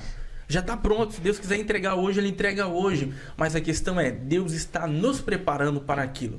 Porque se Deus dá algo para nós antes do tempo, a gente não vai ter a maturidade para poder absorver isso. A gente não vai ter a maturidade para poder lidar com isso. Se a gente pegar aquilo antes do tempo, a gente vai acabar se frustrando, vai acabar até mesmo abandonando e até mesmo deixando de seguir um caminho com Deus. Então o milagre que Deus precisa, ou melhor, o milagre que eu preciso, o milagre que Deus tem para minha vida, para a tua vida já está pronto. Para todo mundo já está pronto. Só que Deus precisa nos preparar para que a gente tenha maturidade para alcançar aquele momento e falar, não, agora eu sei lidar com isso aqui. Não, agora Ele consegue lidar com isso aqui. Por isso, todo esse processo que a gente vive na vida, por que Deus não realiza isso logo? Por que Deus não faz isso logo? Porque Ele está nesse processo nos amadurecendo. Deus está levando a gente a amadurecer durante esse processo. E, então, assim, no começo da minha caminhada cristã, das experiências que eu vivi até hoje, tudo me levou a amadurecer. Eu sempre falo que a maturidade, ela não está associada à idade, ela está associada a responsabilidades. Quanto mais responsabilidades você tem, mais maturidade você vai ter. Uma pessoa, se você chegar com uma pessoa que nunca teve responsabilidade da vida e conversar com ela, você vai ver que é uma pessoa rasa no conteúdo, na conversa. Mas se conversar com a pessoa que já teve várias responsabilidades, você vai ver que ela tem um conteúdo para poder conversar, para poder passar experiências de vida, até mesmo para poder aconselhar, porque ela já passou por várias etapas que você até mesmo não passou. Sim. né? Então, assim, logo no começo da minha caminhada cristã, o meu maior desafio foi permanecer firme em Jesus. Quando eu cheguei no Paraná também. Porque assim, cara, quando a gente chega num lugar diferente, quando a gente é adolescente, a gente tem muitos negócios. Poxa, ver todo mundo com um casalzinho, ver todos os casalzinhos lá, falando, eu tô aqui sozinho. Então, o adolescente, o jovem tem muito isso aí. Eu falo, não, cara, eu quero ficar sozinho também, quero arrumar uma namorada. Eu acho que essa foi a minha maior tentação. Poder ficar firme ali em Deus, né? Porque eu percebia, eu vi que não era o momento de eu me relacionar com ninguém. Às vezes até as meninas chegavam, fulano quer ficar contigo. Eu falei, não, é o momento de eu me colocar na presença de Deus. Sim. Porque assim, essa fase da adolescência, da juventude, é uma fase onde a gente vive várias experiências. Até inclusive também, durante a minha adolescência, eu vivi várias experiências com Deus. Eu já vivi experiência onde Deus falou fortemente comigo. Já teve momentos também que Deus permaneceu calado, só esperando eu passar por aquele trajeto. Então assim, adolescente, ele tá saindo da fase de criança para um adulto, né? Poxa, até pouco tempo atrás eu estava na casa dos meus pais, estava sendo sustentado pelos meus pais. Agora eu estou diante de uma realidade onde eu tenho que escolher qual faculdade eu vou fazer, qual vai ser a minha profissão no futuro. Daqui um pouco eu vou ter que ter uma família, ter que ter um carro, ter que ter uma casa. Trabalho, então, assim, responsabilidades. Então assim, a ansiedade toma conta, daí dá aquele turbilhão de emoção. Cara, o que eu vou fazer? Como que eu vou fazer? Daí, poxa, você já tem essa realidade. Daí, de repente, você precisa desabafar diante de algumas experiências que você está vivendo com alguém. Daí você vai desabafar com aquela pessoa e acaba frustrando. Eu digo que, assim, na vida a gente precisa ser seletivo na questão das amizades. Porque o adolescente tem muito sem querer desabafar com alguém, e colocar para fora aquilo que está vivendo. Eu sempre falo que na vida a gente tem os amigos próximos, os amigos estratégicos e os amigos, vamos dizer assim, para toda hora. Sim. Né? Aquele camarada que é para toda hora. Só que assim, não é que a gente tem que pegar, poxa, esse aqui é para essa etapa, esse aqui é pra... Não, quando a pessoa chega na sua vida, você tem que ver em que posição ela vai se colocar. Se é um amigo próximo, se é um amigo estratégico, é um amigo para toda hora. Então, o adolescente tem muito, o jovem tem muito isso aí. Poxa, tô passando isso aqui, eu vou pegar e desabafar. Poxa, mano, contei um segredo para você, como é que você fala? Um segredo que eu contei para você, você fala para todo mundo. Como que você foi capaz disso? Então, assim, o amigo estratégico, geralmente você vai ter ele, cara, para negócios, para escola, para poder, no trabalho, até mesmo no trabalho, quando você, chega numa realidade no trabalho ali, você vai começar a conhecer as pessoas ali, até o momento que aquela pessoa se torna um amigo estratégico. Poxa, um ambiente de trabalho, até mesmo na faculdade, também um amigo estratégico para poder te ajudar em algumas matérias. A partir do momento que vocês for vivendo ali, vocês vão mudando as posições, digamos assim. Conforme você for vivendo com essa pessoa, você vai ver, sei lá, pode permanecer como amigo estratégico, ser um amigo para toda hora, ser um amigo íntimo. E o amigo íntimo é aquele amigo que consegue ter acesso ao seu coração, aos segredos do seu coração. E a Bíblia diz que tudo que a gente se deve guardar, sobretudo guarde o vosso coração. Porque no coração está os segredos mais íntimos que a gente tem. As realidades, os momentos, as lutas e as aflições que a gente já viveu. E a gente pegar e contar para qualquer pessoa assim fica difícil. Como eu identifico um amigo íntimo? Cara, é aquele que dá tudo por você. Aquele que ora por você. Aquele que entra numa briga para poder te defender. É aquele que alguém fala mal. O que ele está falando mal do meu amigo? Uhum. Esse é um amigo íntimo. Você pode contar com ele nos momentos mais difíceis da sua vida. Agora, aquele amigo que serve para toda a realidade ali, ele já não se enquadra como um amigo íntimo. Se você olhar para a Bíblia, Jesus, ele tinha vários amigos estratégicos. Ele tinha os amigos para toda hora, que era a multidão. Existiam os amigos estratégicos, que eram os 12 discípulos, mas ele tinha apenas 3 amigos íntimos, que era Pedro, Tiago e João. No Monte da Transfiguração não estavam os 12. Então, assim, o adolescente na juventude, na época que ele estava se descobrindo, poxa, todo mundo é meu amigo, de repente ele vê, poxa, ninguém é meu amigo. Porque, Guilherme, ninguém gosta de ser odiado. Todo mundo quer ser amado por todo mundo. Você quer visto, quer ser lembrado. Então, a gente tem muito isso no começo. Poxa, mas todo mundo dava atenção pra mim, eu tinha ali 10 pra baixo, era uma criança, daí tem as lembranças, todo mundo, pô, nossa, que bonitinho, bonitinha. De repente, vê uma realidade, pô, tô me tornando adulto, ninguém mais olha pra mim, ninguém mais me ama. E hoje a gente vive em uma realidade onde tudo muda muito rápido. Então a pessoa já tem um amigo, amanhã já não é mais. Eu fazia uma coisa, essa coisa já não é mais certa. Tudo muda muito rápido. Então se você olhar a adolescência de pessoas passadas para a adolescência de hoje, a realidade da tecnologia é totalmente diferente. Então assim, a gente tem muitos amigos na mídia social, na rede social. Eu tenho vários amigos no meu Facebook lá. Sim. Olha, os amigos que são próximos são poucos. O meu coração é confiado para poucos. E a gente tem muito isso. E às vezes a pessoa está lá na rede social, com vários amigos no Instagram. No Instagram mesmo eu tenho, acho que 6 mil amigos. Que eu prestava o serviço um tempo atrás na internet. Através disso consegui muito seguidor. Nenhum seguidor meu é comprado, tá? Pode olhar todos aí. Eu compro o seguidor, não senhor. Então assim, essa realidade é a realidade de muitos jovens hoje. Poxa, tem 6 mil amigos ali no Facebook. Nossa, cara, o Alan tem 6 mil amigos. Eu só acho que o número é mais importante do que a qualidade da amizade. Isso aí, a qualidade da amizade. E o que que acontece? O adolescente, você vê ele ali no Instagram, às vezes posta uma foto ali, limpa o choro, ele estava chorando ali.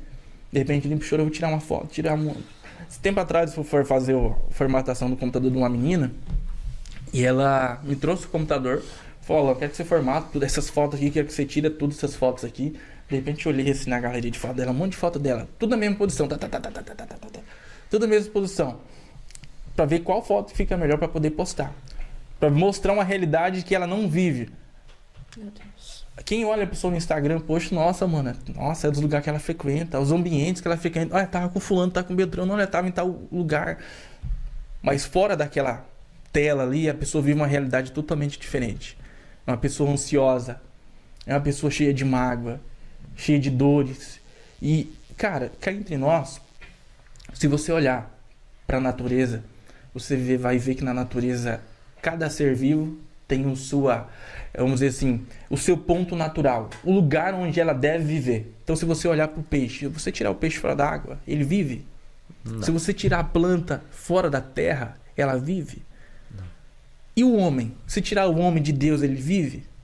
Então o homem, ele foi criado para viver em Deus e para conhecer Deus. Mas só que nessa realidade que a gente tem vivido, o homem tem levado para caminhos diferentes, e caminhos que até parecem ser caminhos bons, ser caminhos de fé, ser caminhos de Deus, mas quando você olha no final desse caminho, vai afunilando, poxa, não era aquilo que eu queria. Daí a pessoa se frustra e volta novamente, daí entra em outro caminho.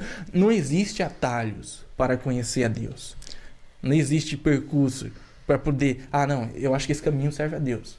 E às vezes são coisas assim que, eu vou buscar numa festa, numa bebida, alguma coisa. É uma felicidade momentânea. Quando a pessoa volta, às vezes tá lá no seu quarto sozinho e fala assim, cara, o que eu fiz da minha vida? Então, assim, é realmente uma felicidade momentânea. E a felicidade em Jesus, ela é eterna. Ela é diária, ela é todo momento. Então, assim, eu acredito que não tem uma alegria, uma felicidade maior e verdadeira do que buscar Jesus. É porque hoje, Jaine, as pessoas elas vivem também de certa forma de corpos presentes, mas não pelo fato de só preocupações, mas também pelo fato de não ser amada do jeito que queria, não ser amada do jeito que ela esperava. E cá entre nós, a única forma da pessoa ser literalmente se sentir amada e ser amada é em Jesus. Em Jesus. Quando eu entreguei a minha vida a Ele, cara, eu tinha vários amigos. Guilherme, você não tem ideia. Eu era igual o Cris e todo mundo odeia o Cris. Assim, todo mundo me conhecia, todo mundo me odiava. Eu tinha vários amigos naquela época, cara, mas eu sentia que tinha uma falta em mim. Mas eu não conseguia entender essa falta. E não era só do meu pai, não era falta paterna. Que quando ele estava em casa, eu continuava sentindo a mesma falta. Eu falei, mas o que é isso? Eu me perguntava isso muitas vezes, o que é isso? O que é isso? Até que chega um momento que eu confessei Jesus como Senhor na minha vida. Eu falei, cara, encontrei. Eu encontrei a pecinha do quebra-cabeça. Eu encontrei aquilo. Não, agora fechou o quebra-cabeça aqui, eu posso guardar aqui.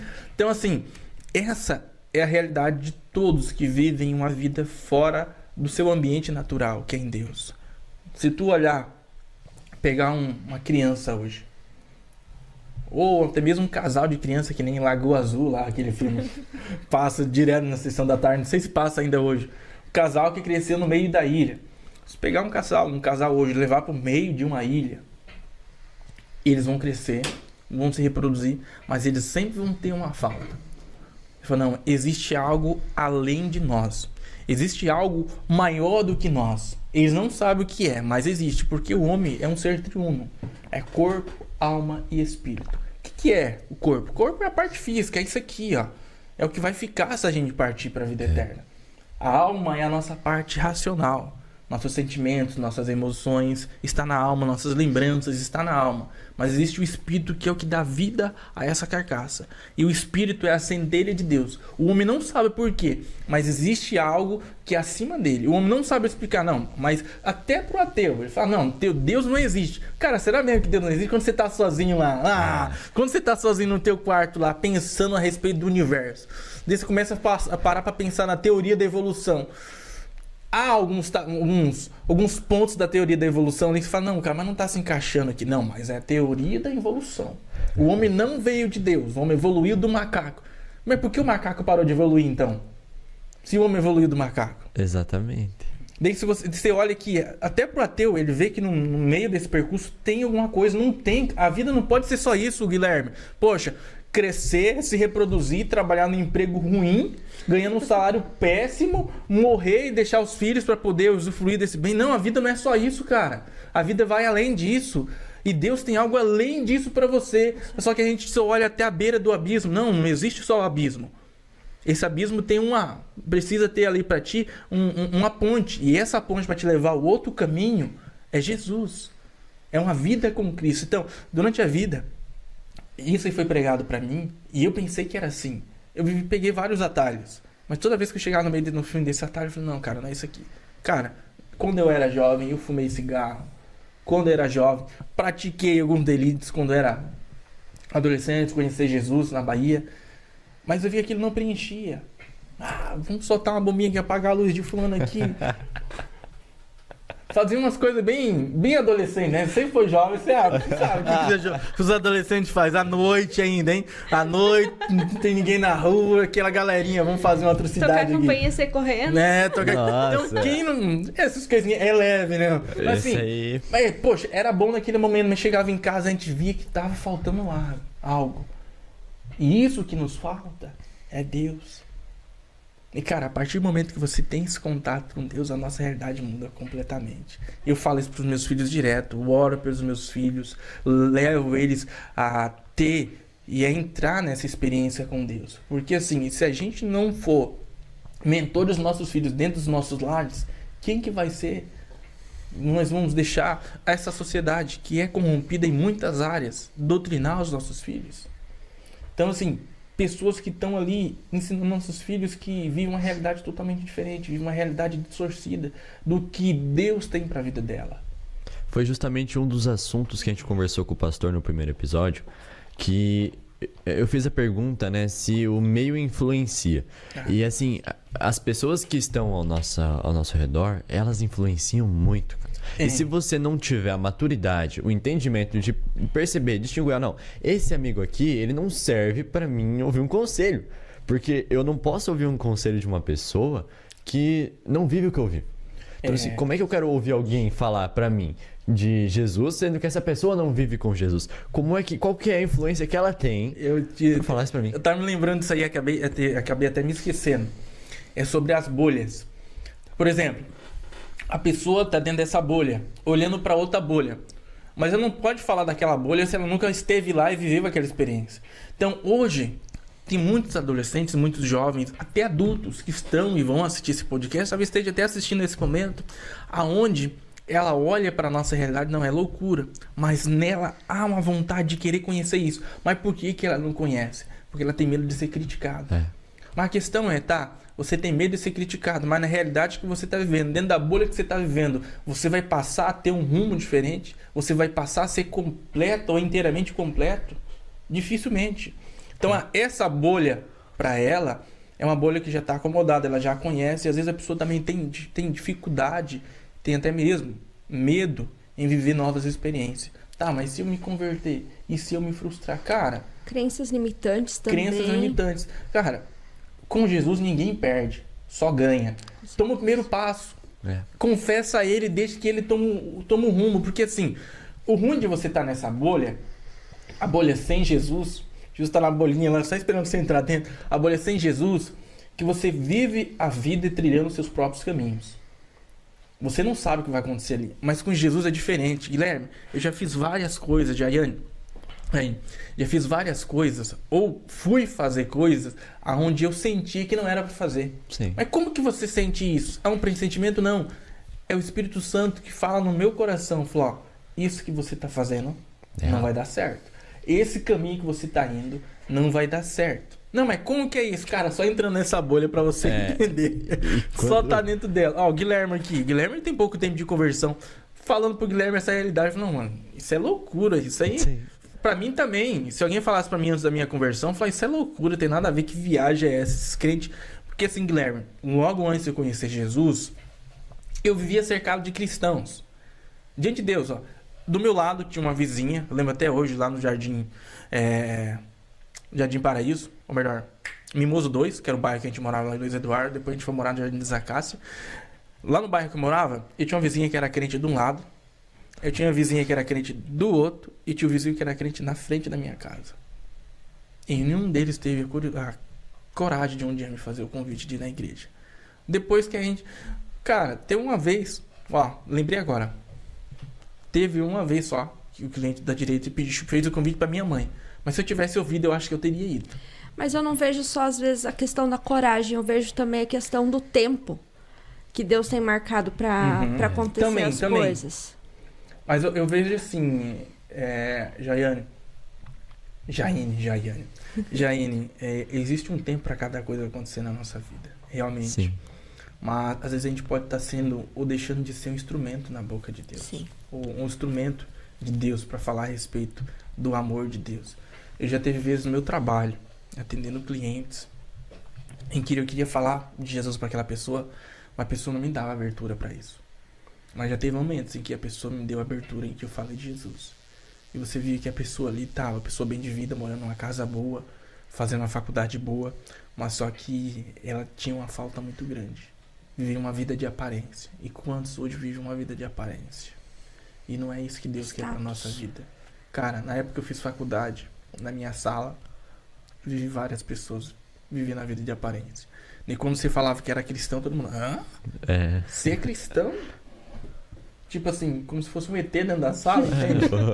E todo mundo fica observando a gente. Porque assim, acho que a gente, pelo fato da gente ser cristão, a gente tem que ser tapado, quadrado, e não ter atitudes, vontades ou desejos. Não, a gente tem que ser bonito, imaculado, que vai morar no céu. Não é assim. A gente também brinca, cara. A gente também brinca, a gente também conta piada, a gente também se diverte.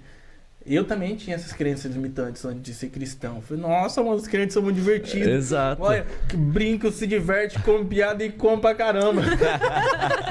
A gente gosta de comer, Rapaz, né? as melhores refeições que eu pude experimentar e viver foi dentro da igreja. Com certeza. Rapaz, eu nunca comi umas comidas tão... Tem uns irmãos ali que faz cada comida que eu vou te falar, hein? Rapaz, naquele nosso retiro tava caprichado. A gente olhava aquela mesa lá, mas nunca vi tanto... Eu nem sabia que tinha tanto tipo de bolo diferente, cara. Não, eu também. Eu falei, mas o que eu vou escolher? Unido. Às vezes pegar 2, 3 ali pra ver qual... Não, esse aqui é melhor. Não, esse aqui também é melhor. Não, mas qual que eu como? Então assim, hoje... O corpo de Cristo tem isso. Cada um cumpre sua função. Dentro da igreja, cada um cumpre uma atividade. A igreja não é manca de nada, cara. Às vezes a pessoa olha, não, mas lá, será que eu vou ter um amigo? Será que eu vou ter uma amiga? Cara, dentro da igreja, a partir do momento que você entregar a vida para Jesus, você vai se enquadrar dentro dessa bolha. Família, quando você né? estiver dentro dela, você vai ver que nós somos uma família. Exatamente. Vivendo na unidade do Espírito Santo de Deus. E ele vai suprindo as nossas necessidades, né? Ele não dá aquilo que a gente quer, ele dá aquilo que a gente realmente precisa. Diante de Deus, vivendo uma experiência, a pessoa acabou de entregar a vida para Jesus, vai achar que Jesus vai entregar tudo na mão dela. Fala, não é assim. Você precisa viver cada processo na sua vida para poder experimentar cada experiência. E nessa experiência você amadurecer e galgar aquilo que Deus tem para sua vida. E esse processo de... Não, peraí. As coisas não são do jeito que eu esperava. É o processo de maturação do novo convertido. É talvez um processo mais difícil. Mas quando você começa a entender isso, as coisas começam a fluir. E outra coisa, Guilherme. Se você olhar no mundo, existem 2 polaridades. Direita e esquerda. Luz ou trevas. Alto e baixo. quente ou frio, não há meio termo no universo. Se você olhar também no mundo espiritual, não há meio termo. É Deus ou é o caminho do diabo. É o Mas caminho aí, das trevas. aí Não, entra... Só para não perder esse raciocínio aqui, Guilherme, o que acontece? Quando a pessoa começa a viver uma vida com Deus, ela é muito bombardeada. Com certeza. Aí ela pensa em parar. Mas quem que tá me bombardeando? Da onde que tá vindo essa luta? Quem é que tá me mandando? Por que isso? Tá, isso aqui é para poder me parar? Mas quem que é o maior interessado em querer me parar? Uhum. E ali, nisso que você falou, esse exemplo, né, de frio, calor, quente, frio, trevas ou Jesus, mas ali, na verdade, é uma ausência do outro, né? Uhum. Então, quando você tá com frio, é porque é a ausência do calor. Verdade. A luz ou o escuro? Não, é a ausência da luz. E mesma coisa acontece quando você tem esse vazio, ou então você joga pro lado do mal. É a ausência de Deus que está presente. Forte isso aí. Né? Claro, porque... Mais um corte. Ó. Pega o código. Mas é a ausência de Deus que traz muita coisa ruim na tua vida. Uhum. Então você fala assim, tá, mas por que eu tô vivendo o que eu tô vivendo? Tudo dando errado. Tudo dando errado. Por que pessoas estão falando mal de mim? Às vezes eu nem fiz coisas erradas, mas pessoas estão falando mal de mim e tá acontecendo tanta coisa. Mas você realmente está buscando, você tá com a ausência de Deus na tua Você tá vida. tudo dando errado porque ela está num caminho que não é certo. Usando então o exemplo da luz, por que tá ficando mais escuro? Por que as coisas estão ficando... porque eu tô no escuro, tá difícil de enxergar, tá difícil... Porque você tá se afastando da luz. A luz tá aqui, você tá saindo dela, mas calma aí, pera. É claro que vai ficar mais difícil. Você tá indo pro escuro, né? Porque tá mais frio as coisas. Não, porque você tá se afastando do calor. Esse dia não. Essa foi a minha segunda pregação na igreja. Eu preguei sobre o orvalho. Você olha no deserto, você vê o deserto, mas poxa, mas como pode essa planta? Olha o calor escaldante que essa planta tem que enfrentar todos os dias. Mas como que pode essa planta estar aqui viva ainda? É porque quando chega a noite, cai o orvalho sobre ela. O orvalho vem para trazer nutriente, vem para trazer refrigério. Vem trazer refrigério para uma lâmpada, ou melhor, para uma planta que passou por um dia de calor sufocante. Então, nos momentos mais obscuros da nossa vida que Jesus chega. Talvez esse momento obscuro que essa pessoa esteja enfrentando ou esteja vivendo, é o momento em que Jesus quer pegar e passar a viver e ser o refrigério para ela. Trazer refrigério, trazer conforto, tirar ela no meio dessa escuridão. Que é quando está tudo escuro, quando a pessoa não está tendo nenhuma direção, nenhum rumo. É aí que Jesus chega. E é aí que Jesus traz uma mensagem como essa. Para trazer rumo, mas a pessoa conflita. Poxa, mas o que vão pensar de mim? Tá, cara... Se você viver hoje, viver amanhã, morrer hoje, ou estar vivo até amanhã, as pessoas vão falar do mesmo jeito de você. E depois você morrer, ninguém vai falar de você. Então, assim, as pessoas deixam de viver uma experiência única na vida dela pelo fato do que vão falar a respeito dela. Mas Jesus já está impulsionando. Talvez a pessoa já foi até na igreja, já ouviu uma palavra. Cara, aquela chama de confessar Jesus acendeu no coração e impulsionou, mas ela não tem coragem. E quando vem no coração, realmente eu preciso. Eu necessito disso. Eu preciso viver essa experiência. Mas, é um mas que anula todo o projeto de Deus na vida dela. É igual quando você olha para a passagem de Naamã. Naamã era um homem valoroso, porém leproso. Essa vírgula que vem ali depois das qualidades de Naamã, meio que vem desclassificando todas as qualidades que ele tinha. Porém, ele era leproso. Então, a doença é como se fosse o ápice da vida dele, como se as qualidades dele não importavam. E às vezes a pessoa olha para isso, tá, Deus ele tem todo um projeto na sua vida, mas por causa de uma vírgula, por causa de pessoas, você está deixando de viver uma experiência única, de entregar a vida a Jesus e viver algo sublime na sua vida. Uhum. E assim, usando tudo que você disse, essa vírgula às vezes pode acontecer e falar assim, tá, mas eu tô fazendo tudo certinho, mas você não quer largar aquela amizade que vive aqui, ó. Vive assim, aqui, ó, cara, você não vai dar certo. Cara, larga isso. Cara, que é isso? Sabe? Às vezes de você... Tem essa pessoa, às vezes até na família. Pessoas da tua família que te puxam pra baixo e falam assim, ó, isso não vai dar certo. Essa igreja quer pegar teu dinheiro. E não sei o que, não sei o que. Desiste disso. Você não sabe falar. Você não sabe cantar. Desiste. Essa pessoa, você tem que falar assim, ó, seguinte... Você tá só me atrapalhando. E quando você larga, tudo flui. Rapaz, quando me converti, eu vivi essa experiência. Pelo fato de eu ter muitos amigos naquela época, o que aconteceu? Esses amigos meus falaram, mas cara, você é um cara tão gente boa, mano. Pô, como é que vai ficar agora nossos rolês? Daí você virou crente, mano. Não tinha outra coisa pra você virar, não. Agora crente, velho. Ah, pelo amor de Deus, né? Virava tudo, menos que podia até virar gay, falar pra mim. Mas não crente, não que eu tenha um preconceito, né? Mas, cara, a gente brincava naquela época. Cara, você podia virar menos crente, cara. Que é um tabu muito grande sobre essa realidade cristã. Que, poxa, a pessoa tá vivendo uma realidade diferente, a pessoa tá querendo fazer algo certo. Por que é algo tão ruim diante da sociedade? Porque você vê, se você olhar fundo nisso aí, não é uma luta sobre ideais ou mesmo sobre realidade. É mais uma luta espiritual. Sim. Às vezes a pessoa não percebe, mas ela está sendo impulsionada a falar aquilo ali. Depois, poxa, quando vi eu falei. Mas nem tudo que a gente fala às vezes provém de nós mesmos. É que o cristão tem que ter muita renúncia, né? A gente tem que escolher o que é certo, o que é errado. Buscar fazer não a nossa vontade, mas a vontade de Deus, né? Uhum. E eu sempre falo assim, que a gente tem duas dores para passar, as dores do propósito, né?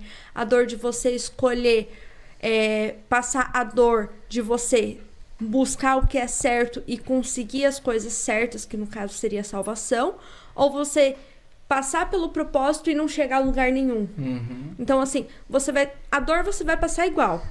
Então, faça a escolha certa, faça aquilo que você vai ter.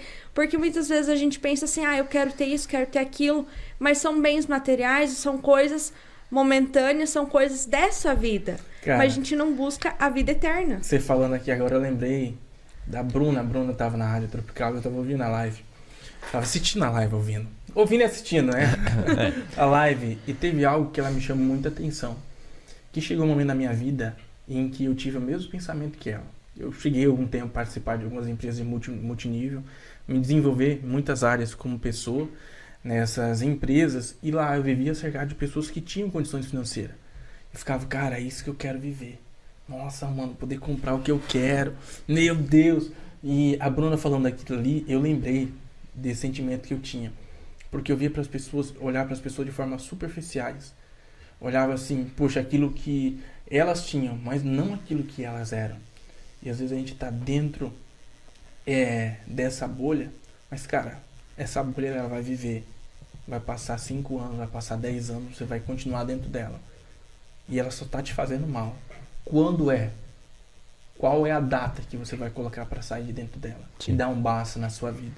Experimentar coisas novas, aquilo que Deus tem para sua vida, aquilo que Deus tem para sua família, aquilo que Deus tem para sua realidade. Porque às vezes a pessoa vive, Guilherme, Shane, vive dentro dessa bolha com medo do que sua família vai falar. Mas só que minha mãe me ajudou, meu pai me ajudou, fulano me ajudou. Tá, é louvável esse sentimento de reciprocidade, mas até onde esse sentimento de reciprocidade é benéfico para mim?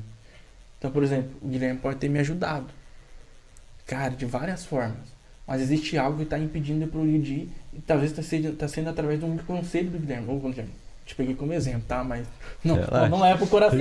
Tranquilo. Então, assim, a pessoa, poxa, não, aquela fulana me ajudou, a Jaine me ajudou. Mas só que assim, será mesmo que a Jaine é uma pessoa tão boa assim? Será que fulano é uma pessoa tão boa? Eu tô usando o exemplo da Jaine de novo. Tem uma pessoa tão boa assim? De repente, você olha, não, realmente a Jaine é uma pessoa boa. Ela vai ser uma pessoa que vai me levar pro meu propósito. Mas fulano e Beltrano não faz mais parte do meu ciclo de amizade. E é aquilo que eu falei. Esse amigo íntimo que você considera como amigo íntimo, que tem acesso ao teu coração, o conselho dele tá te fazendo bem ou mal? A amiga fez isso, faz também. Cara, ela fez, vai e faz também. Mano, ele faz assim, faz pior. Poxa, que conselho de amigo é esse? Exato. Mas a sociedade tá sendo pregada isso pra nós. Se você for assistir filmes, séries, cara, as pessoas estão sendo doutrinadas através disso. Que fazer na mesma moeda ou fazer pior é o correto. E não é por aí. Por isso que é difícil você falar pra pessoa, pague o mal pro bem.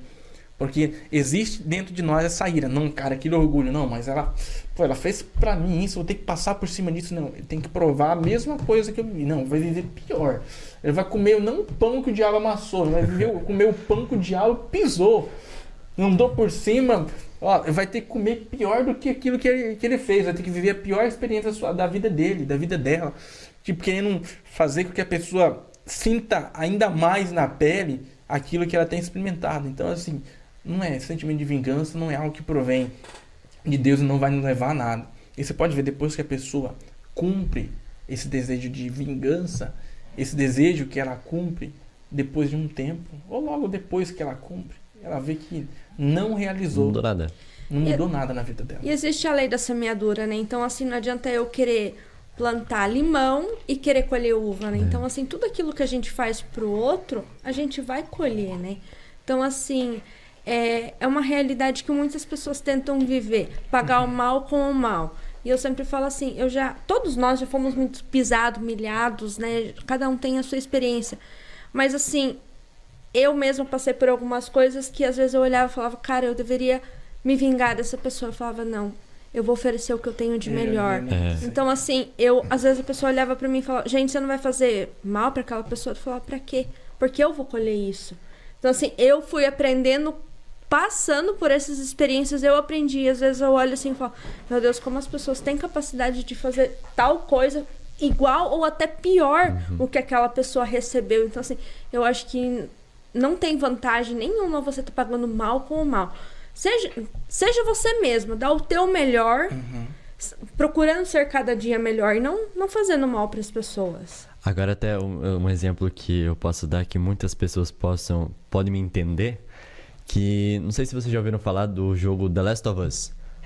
Aqui, nesse jogo, você entende do começo ao fim, pesquisei que é uma história muito boa, que é a história de vingança que conta, e o final dessa narrativa, ela mostra que tudo o que aconteceu, toda ação teve sua consequência, mas essa busca ansiante por vingança, no final, mudou que todo mundo tinha perdido tudo, literalmente tudo, ninguém mais tinha nada. E aí? Valeu a pena você dedicar? Porque literalmente ali é uma das antagonistas, ela dedica a vida toda atrás da vingança. A vida toda. Ela se prepara pra se vingar. E aí? E no final das contas, ela tá lá no meio do mar, perdida, sem rumo, sem nada. E aí? E geralmente isso acontece, Guilherme, esse sentimento de vingança com pessoas que estão próximas de nós. Por exemplo, voltando ao assunto da amizade. Poxa, eu contei um segredo pra Jaine. A Jaine foi filha da mãe e contou pra todo mundo aquilo que eu falei, nossa, cara, a Jaine não presta. Ah, mas deixa. Porque seu tá guardado. A pessoa vai lá e se vinga, e prejudica a sua vida ainda mais e prejudica de certa forma até a vida dela, vendo que aquilo que ela fez não foi benéfico, tanto pra ela quanto pra você. É igual o perdão, Guilherme. A pessoa, às vezes, por exemplo, a Jaine fez algo pra mim, usando a Jaine como exemplo, né? É porque, assim, é algo que é visível, que todo mundo pra poder pegar a didática. Claro. Então, por exemplo, a Jaine fez algo pra mim. Cara, será que ela fez algo que é tão ruim pra mim assim mesmo? Talvez ela fez algo que era benéfico pra mim, mas na minha visão foi prejudicial. Mas ela só errou comigo? Ela nunca acertou? Será mesmo que a Jaine não merece perdão? E você vê que o perdão é uma prisão sem recursos. Ou seja, a pessoa que está com esse sentimento de falta de perdão dentro de si, ela está tirando o seu tempo, os seus recursos e queimando os seus neurônios com uma coisa que não vai levar ela a lugar nenhum. É como se fosse um carcereiro cuidando de uma prisão de uma pessoa. São várias celas, até tem outras pessoas também que não liberam perdão, mas só que ninguém ajuda ela a pagar as custas daquela cadeia. Ninguém ajuda com os recursos para poder manter aquela cadeia. Precisa de manutenção, precisa pagar os recursos mensais, para poder manter ela ali estruturada. Ninguém está ajudando, ela está tirando do próprio bolso, para poder pegar a didática aqui, do próprio bolso para poder manter uma pessoa aprisionada. Desvia de rua, não frequenta ambientes, deixa de comprar até mesmo um perfume que ela, poxa, gosta, mas só que vai lembrar de fulano, memória olfativa. Tá, eu desvio de um lugar, não quero um certo modelo de carro, porque aquele modelo de carro me faz lembrar de determinado a experiência. Cara, bloqueios que não vai levar a pessoa para lugar nenhum. E não é isso que Deus escolheu, não é isso que Deus quer para a vida de alguém que está vivendo uma situação como essa. Até no nosso meio cristãos. Existem cristãos que não têm e não liberam perdão. Mas vamos olhar para o contexto. Cara, se Jesus nos perdoou, e tudo que nós fizemos, que a Bíblia diz que a partir do momento que você entrega a sua vida a Jesus, tudo que você fez é lançado no mar do esquecimento. seu nome é escrito no livro da vida, eis que tudo se faz novo, coisas novas. Então assim, tudo que você viveu, cara, é daquele momento para trás, ou melhor, daquele momento para frente. O que tá ali para trás já era. Jesus olha para você pelo que você tá fazendo agora, não que você viveu lá atrás, não é do interesse dele, mas o diabo, ele é acusador. Você vê que essa é uma semente, é um pensamento, uma atitude de Satanás. Satanás que acusa, Satanás que aponta, Satanás quer ver a pessoa mal. Então assim, esse sentimento não é um sentimento que provém de Deus, é um sentimento que leva a pessoa para o abismo. E cara, de certa forma, o diabo até se alimenta disso aí. Sim. Se alimenta desse sentimento de vingança. A pessoa, porque é como se a pessoa tivesse, se nós estivesse do lado da pessoa, ligado por uma, como é que eu posso dizer? Doação de sangue, sabe? Se alimentando do sangue daquela pessoa, literalmente, tá se alimentando, que o sangue, se você olhar para a palavra sangue, sangue é vida, tá se alimentando da vida, então a pessoa tá deixando de viver novas experiências, conhecer novas pessoas, estar em novos lugares, pelo fato de não liberar perdão por uma situação ou por uma pessoa que... Cara, será que foi tão prejudicial? E as experiências que isso te trouxe? Porque na vida ninguém perde nada, a gente sempre ganha algo com isso. Tá, vivi aquela experiência, foi uma experiência negativa, mas o que eu aprendi com essa experiência? Nessa narrativa, para complementar uma história que o pastor Rodrigo Silva conta, talvez você já até tenha escutado essa história, que é assim, no faroeste antigo, um cara foi preso por se defender ao assassinar alguém. Mas ali o sistema de perícia, né, de justiça era um pouco precário, então não teria como realmente comprovar que ele estava sendo atacado por aquele homem.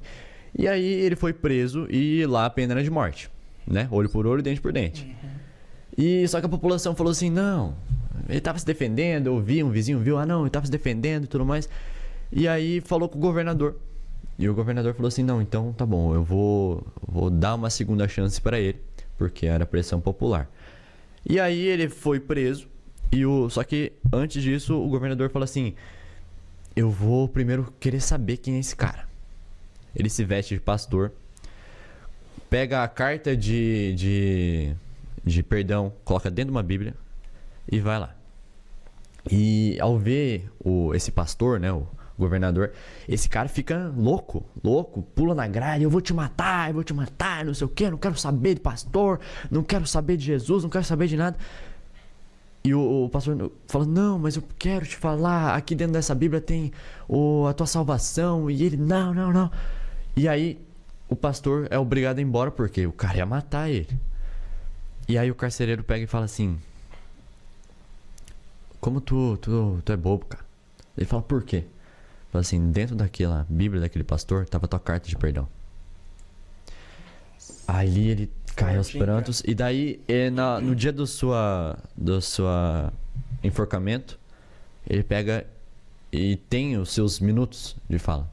Ele fala assim pro pessoal, ele olha assim e fala, ó, eu tô morrendo aqui não é pelo crime que eu cometi, é pelo perdão que eu não aceitei. É porque eu tive a oportunidade, e eu joguei fora. Eu quero até pegar um gancho pra falar. Dá pra falar agora? Pode. Cara, isso aí me fez lembrar, sabe do que, Guilherme? Da passagem de Naamã novamente. Eu fiz até um esboço na pregação. Eu não tinha, você vê, que ia você recusar o chamado. Eu falei, não, a pregação não é pra mim, não. E eu comecei, cara, a gostar dessa área da administração. E eu preparei uma pregação sobre a trajetória da serva de Naamã. Cara, você pode ver que a protagonista da história ali não é Naamã. A protagonista da história é a menina. Mas vamos olhar para a menina. Sim. Pegar a menina agora em foco. A serva de Naamã. Naquela época, quando havia uma guerra, o que acontecia? Os homens eram mortos, as mulheres eram levadas, porque a mulher sempre teve esse símbolo de força, de formar uma nação, e as crianças eram levadas, umas para poder ser escravas, e outros, os homens, né, os meninos, eram treinados para poder lutar a favor daquele reino. Então eles eram treinados. O que aconteceu? Essa menina tinha uma família. Naamã tirou tudo isso dessa menina. Tirou os sonhos, tirou os projetos, tirou o pai, tirou a mãe, tirou, quem sabe, os irmãos. Tirou tudo que aquela menina tinha. Tudo. tirou a vida dessa menina. Essa menina não tem mais sonhos, essa menina não tem mais projetos. A realidade dela é totalmente diferente e leva ela como escrava. O cara que fez mal para ela, o cara que destruiu a vida dela. Essa menina, um dia vendo Naamã várias vezes chegar de reunião com o rei da Síria, tirar as suas vestes, ai, tá doendo aqui devagar, de novo, mais uma ferida, porque ele tinha lepra, a Bíblia diz. E ela via todo dia essa cena, até que chega um dia em que ela chega para sua senhora e fala: minha senhora, se Naamã for diante do profeta que há em Israel, certamente ele será curado dessa lepra. Pá! Que é isso? Ué, rapaz, mas o cara que tirou a sua família, o cara que acabou com seus sonhos, acabou com seus projetos, o cara que destruiu, te fez prisioneira, te fez escrava, você tá dando conselho pro cara ser curado de uma doença? Aqui eu quero colocar um gancho. Se Deus colocasse na mão a pessoa que tanto te fez mal, o que você faria com ela? Fica a reflexão. Porque assim, essa menina, não, para pra pensar, essa menina de todo momento vive dentro da casa de Naamã. Pera aí, eu vou esperar ele deitar agora. Poderia ser uma história assim: Naamã então é morto, assassinado pela sua serva. Ela poderia ser qualquer momento, quer saber de um... É porque ela sabe de onde vem a identidade dela. Identidade. Ela sabia quem ela era. E ela entendeu o seu propósito. E cara, a Síria se tornou uma grande potência através de Naamã. Naamã, ele foi lá, mas você vê que há um orgulho até em Naamã, poxa, na espera, na frente do milagre. Ele não entendeu o que ele tinha feito. Ele não entendeu a ordem que ele recebeu. Poxa, a menina que foi raptada por mim, foi escravizada por mim, ela tinha todos os motivos para me matar, tá me dando um conselho para poder ser curada. Cara, eu ia mergulhar naquele rio lá 7 vezes sem olhar para trás. Não, mas eu já mergulhei 3 vezes porque ainda ele nem queria ir, na realidade. Em farpar em Damasco rios melhores, por que me mandou para esse rio? Daí um dos soldados: mas senhor, se pedisse coisas piores, o senhor não conseguiria fazer? Algo tão simples o senhor não tem capacidade de fazer? Pensando bem, um conselho faz toda a diferença. Uma palavra faz toda a diferença na vida da pessoa. E a pergunta que eu faço para você que está assistindo hoje: até quando você vai continuar com essa falta de perdão no seu coração, deixando de viver experiências novas e deixando de viver a experiência de libertar essa pessoa de um perdão, de algo que ela fez nem tão ruim assim? Talvez tenha feito algo ruim para você, ou na visão de muitos, mas isso tem te aprisionado de viver novas experiências, até mesmo uma experiência com Deus. Aqui, ó, só para terminar aqui rapidinho, Jaine, o Dr. Laí Ribeiro fez um estudo e ele disse que as maiores causas de doenças, até mesmo de câncer, é desenvolvido em pessoas que têm problemas de falta de perdão. Que a falta de perdão não é um problema psíquico, é um problema na alma, é uma dor na alma, é um pecado, e a pessoa precisa liberar ela mesma do pecado, porque ela não está liberando só a pessoa, está se liberando disso aí, né? Sim. Eu acho que são ciclos que têm que ser quebrados, e muitas vezes isso começa pela gente. Eu tive uma experiência agora, esse ano, que uma pessoa me fez muito mal, assim, fez coisas assim que me machucaram bastante. E eu cheguei nessa pessoa e falei assim: Alô, você me perdoa? Na hora, a pessoa me olhou assim, tipo, como assim? Por que você tá me pedindo perdão? Eu falei: não. Pera, você tá com uma faca na mão aí? Você tá armada? Deixa eu virar de costas aí aqui. Aí a pessoa olhou assim pra mim e ficou assim, tipo, sem reação. Mas eu que deveria estar te pedindo perdão. Eu falei: eu sei. Eu falei assim: só que às vezes a tua falta de me perdoar, eu precisei dar esse passo. A pessoa olhou pra mim, ela começou a chorar. Ela falou assim: Jaine, realmente é verdade. Eu sinto que eu precisava te perdoar, pedir esse perdão pra você, mas o meu orgulho não me permitiu. Então, assim, foi assim, bom pra mim e foi bom pra ela. Porque, assim, por mais que eu não tivesse feito mal, eu só, tipo assim, eu errei tentando acertar. Porque, assim, eu fiz algo pra ela, tipo assim: olha, você tá indo por um caminho que não é bom. Isso não vai te levar a lugar nenhum, só vai te machucar, só vai te trazer dor e talvez coisas até piores. E na hora, ela não entendeu. Ela se afastou de mim. Eu, tudo bem, eu falei: amém, Senhor. Porque assim, eu fiz o que o meu coração mandou, né? Que o Espírito Santo tinha me conduzido. Hoje essa pessoa me agradece muito. Ela falou assim, Jane, realmente eu teria me perdido. Eu teria ido para um caminho que talvez não teria volta. Então, assim, eu vi que foi um ciclo que foi quebrado. Senhor, quebra o meu orgulho. Nossa, esse hino aí. Nossa, e como esse episódio foi abençoado, vocês não acharam? Então, pessoal, eu quero vir aqui agradecer o Alan por disponibilizar um tempo. Jair, muito, muito, muito obrigado, tá? Porque assim, o pessoal não sabe, mas a gente tá aqui desde cedo, acordamos muito cedo. Mas eu quero agradecer. E, Alan, qual que é o recado que você quer deixar pra nossa juventude? Nós vamos viver, ou melhor, você vai viver, eu já vivi isso, vários obstáculos na vida. Momento de desespero, momento de querer pular do barco, mas não há barco e não há tempestade se Jesus não estiver presente, que não seja acalmado. Então, se Jesus estiver presente nas piores tempestades da sua vida, cara, deixa ele conduzir. Ah, mas você não sabe, eu já enfrentei. Cara, todo mundo enfrenta lutas, e você conversar com qualquer pessoa, as lutas vão ser parecidas. É só em momentos, situações diferentes, mas são todas parecidas. Mas toda tempestade, ela não dura a noite inteira. Ela tem hora para começar, mas também tem hora para acabar. Então, por mais que você esteja vivendo uma tempestade de emoções, tempestade de sentimentos, cara, a ponto até mesmo de tirar a sua vida, cara, não faça isso. Essa dor é uma dor momentânea. E ela já tem data para poder acabar. Tá até me falando aqui. E a gente teve muitos exemplos, né? A nossa conversa foi uma conversa que fluiu tão bem. E nela a gente tem vários passos e vários problemas que a nossa juventude enfrenta. E se você assistiu o episódio por completo, não pegou um corte, mas então você consegue entender e consegue ter algum processo de como você pode curar, né? Essa dor, esse obstáculo.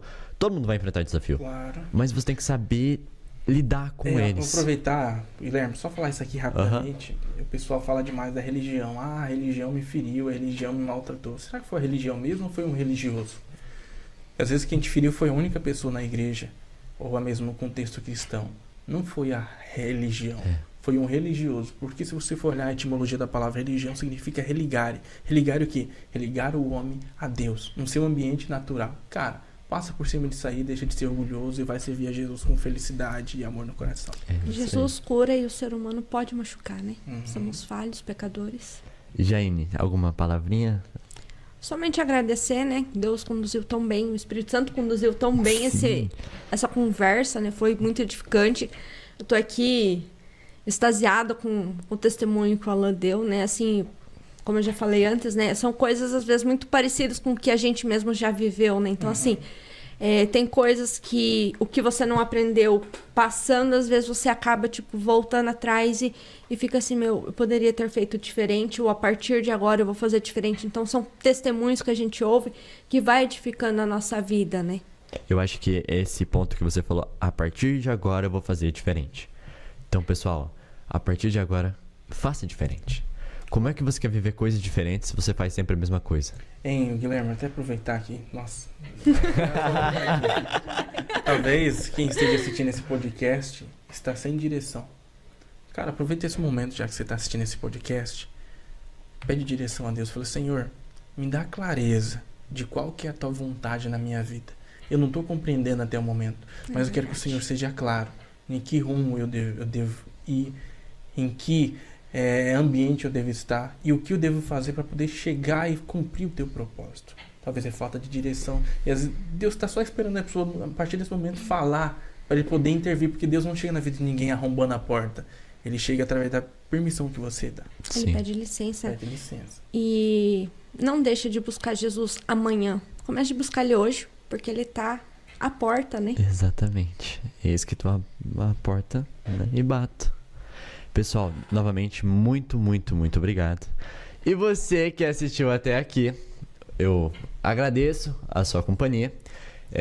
Eu peço a ti, compartilhe o nosso podcast, deixa o like aí para continuar engajar cada vez mais. A gente possa, através do seu engajamento, do seu compartilhamento, acessar a vida de pessoas que realmente precisam disso. E, pessoal, olha, se você viu isso aqui através de um corte, não foi por um mero acaso. Então, aproveite a sua oportunidade e comece o quanto antes, que, assim, são coisas... É difícil de falar, eu vim aqui falar pra vocês o que a gente sente, né? É um negócio, uma vibe tão boa. Deus também usa a internet. Ele também usa a internet, ele vai aproveitar os meios, né? Então, pessoal, muito obrigado a todos, muito obrigado de verdade. E é isso, Power Jovemcast edificando a vida por aí. Valeu! Amém.